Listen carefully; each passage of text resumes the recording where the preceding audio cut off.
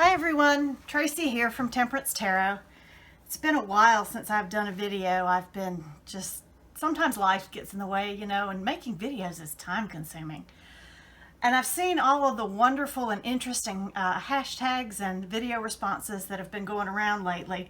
And I've wanted to do a response to at least one of them. So I was really interested by Two Spirit and Ragged Poets hashtag of all about Rider-Waite Smith.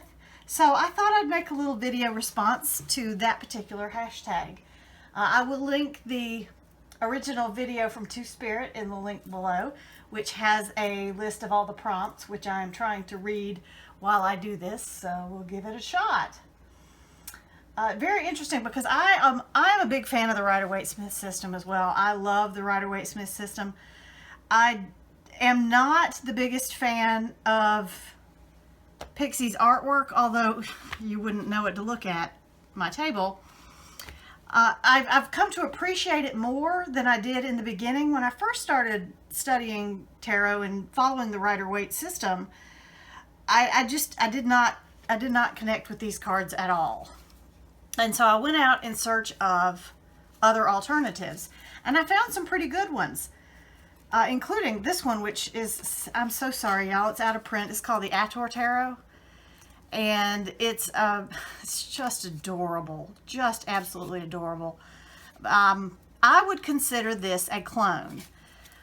It's not simply just like the Universal or the Radiant, where someone else has basically been tracing Pixie's lines and recreating almost exactly her deck, maybe changing the coloring up some. I would consider this a clone because it is a deck that uses the exact same, that's the Six of Swords. They're in a boat, they're heading in the right direction, there's 6 swords in the front. It may not be her tracing her artwork, but it's basically the exact same artwork as Pixie's original design, her concept. But it's been redrawn by somebody else in a slightly different fashion with different colors, and this one has a very whimsical sort of feel to it.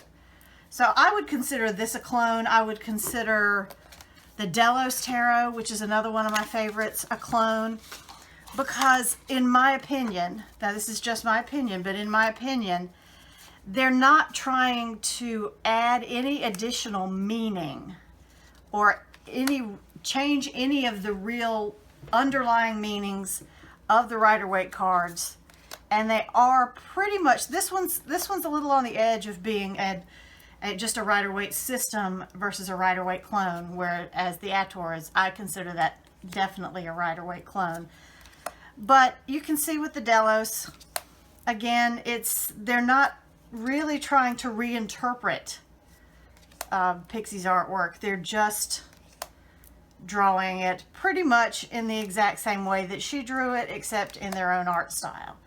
So nothing new and earth-shattering, but I do love, love, love the Delos Tarot. But as far as decks that are true clones, my hoi polloi. They've lifted the basic artwork out of Pixie's deck, removed some of the detail, and created this deck back in the 70s with very 70s colors. Look at that purple. This deck is a little too honest sometimes, and occasionally, like the face and the moon is quite different, but that's about it. Most of the rest of them are pretty much exactly the same.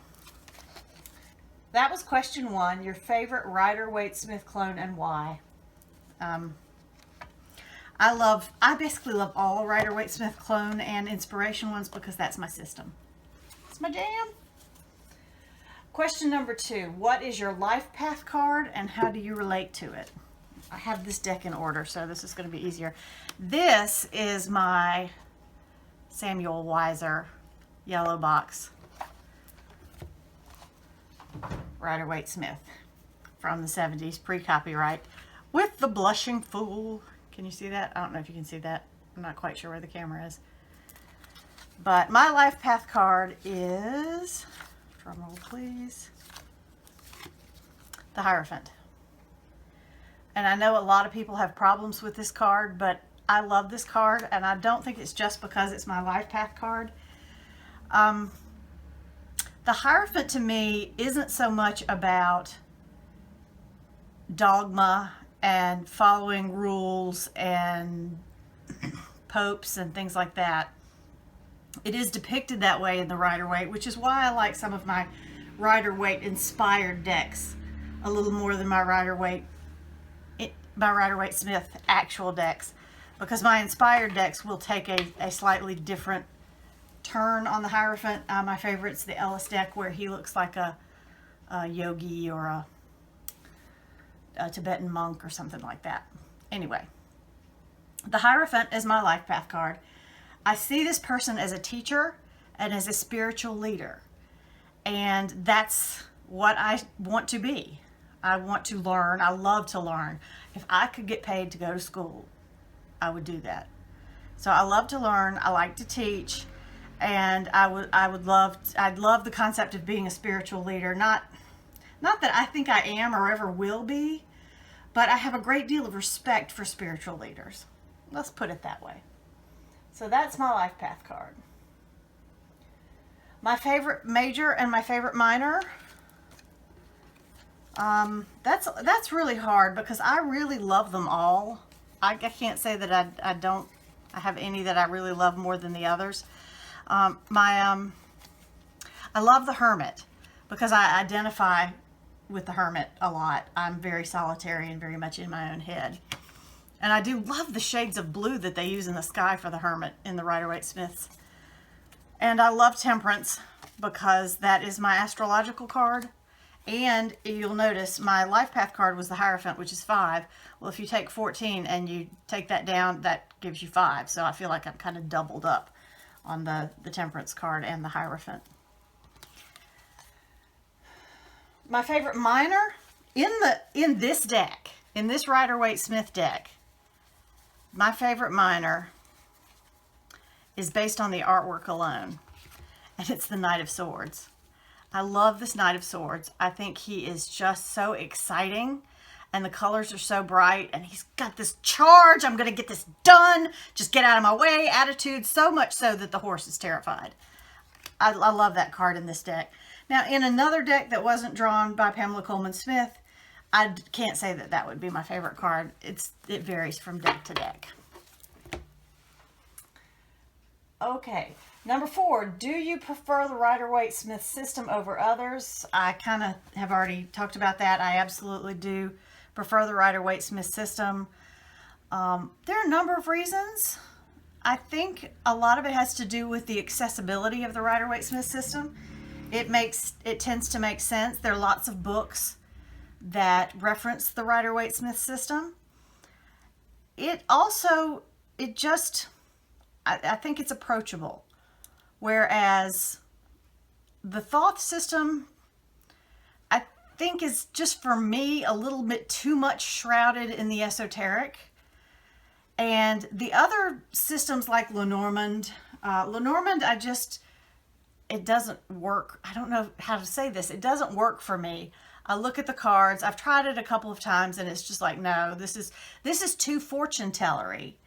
It's too much trying to predict the future, and that's not really what I use tarot for. I use tarot mostly for guidance, advice, self-reflection, and connecting with the divine. So I'm not looking for really a fortune-telling system. I'm looking for a spiritual counselor, and that's what the Rider-Waite Smith does for me. Number 5, what card is stalking you currently? I actually don't have a card that's stalking me right now. I'm getting a really nice balance of cards and not seeing any repeaters in the last few months. So I don't have a stalker right now. Number 6, cards you look for first in any style deck, the make or break cards. You know, I really don't have make or break cards. There are some cards that I do like to see interpreted, even when I'm doing a Rider-Waite Smith style deck, that I want to see a different image on. And the Hierophant is one of them. I like to see if somebody can come up with something different to do with Temperance. And I really like to see if they can come up with a different way of interpreting Judgment. This is the card that I have the most trouble with because it harkens back to concept of the final judgment, and God is calling everyone up, and some people are going to go to heaven and some people are going to go to hell. And I just can't connect with that. So I do like to see if they try to do something different with the Judgment card. But the rest of them, it's really not, there's really no make or break cards for me. I either like the deck overall as a whole, or I tend to not like the deck overall as a whole. My first and last Rider-Waite-Smith. Well, my first Rider-Waite-Smith is not with me anymore. It was a smaller version of the standard blueback plaid back. It was a smaller version of the standard plaid back Rider-Waite-Smith that came in a set. I can't even remember the name of it. Something about learning the tarot, and it came with a small Thoth deck and a small Rider-Waite-Smith deck and a workbook and a guidebook. And they were probably about this big. It has long since gone to be used for craft projects.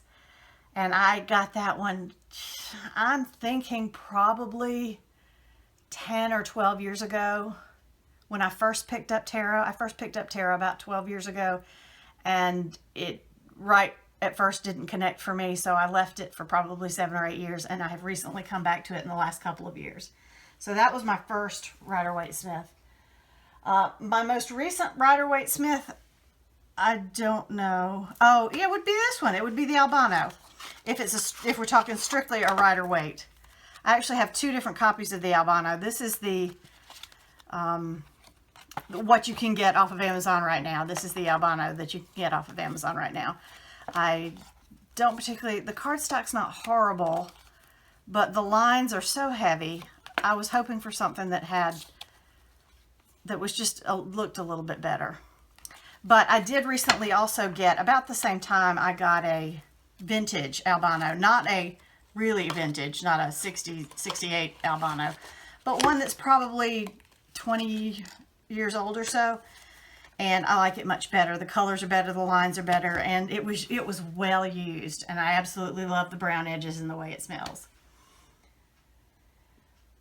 How many number 8, how many Rider-Waite-Smith decks do you have? Well, I have a small collection of vintage yellow box, including the Samuel Weiser yellow box, and I have 1, 2, 3, 4, 5 or 6 different vintage yellow box. I have the University Books Rider-Waite-Smith deck. I have 2 copies of the Centennial Edition. I have an Albano Waite. Oh, and I have this one too. This was what US Games was putting out before they started putting decks in a tin. It's a little Universal Waite in a little sturdy box that I absolutely love. It's great for sticking in your purse and taking with you. So that, and of course, I consider this a Rider-Waite deck, the Hoi Polloi. Okay, number 9, buy the book or intuitive reader. With a straight Rider-Waite-Smith deck like this or like this, I am intuitive. I have come off the book, I guess. I've been weaned. I'm off the book. With a Rider-Waite-Smith inspired deck, I'm probably going to go to the book simply to know what was their thought process about choosing specific images. Why did they choose those images? What part of the meaning of the card did those images relate to? And I'll tell you, my very favorite one of those is my Tarot of Prague, and it comes with the most fantastic book. So if you're gonna get the Tarot of Prague, get the book. Number 10, how do you feel about the proliferation of Rider-Waite-Smith style decks? Good or bad? Are there too many? Personally, I don't think there can ever be too many. I'm a deck collector. I want all the decks. I think that everybody's artistic sensibilities are different, and I think having all the choices is kind of 7 of Cups. It's kind of good. It gives us opportunities to look at the spiritual tool that we have here in different ways. And I'm all for it. I love it. And finally, it's now draw a card from your favorite deck and ask, what do I need to learn right now? Well, they're all my favorites, but because I haven't pulled out this Ator Tarot in quite a while, I'm going to use that one to draw my card. Plus, this poor box on the Samuel Weiser deck is in such sad shape. I need to be very careful with that. So, and my university books box is in bad shape. So we're going to go with the Ator. And yes, I do riffle shuffle.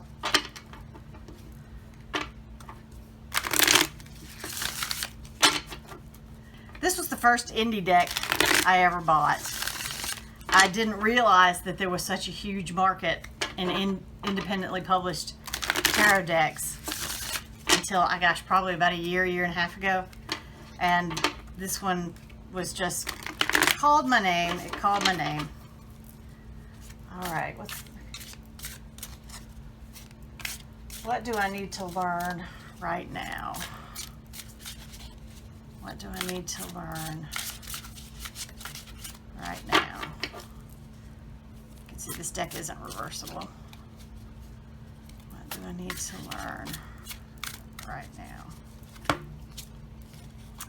All right, Nine of Cups. Well, I have to say that the universe has been telling me lately that my worries are unfounded and that I have all kinds of abundance in my life, and I need to pay attention to that. So I think that's probably another message from the universe that, babe, you've got it good. You really do. Let the worry go. So I think that's what the universe is trying to tell me right now. And I've had a lot of fun doing this tarot tag, and I hope to see many, many more instances of this tarot tag, and everybody have a great day.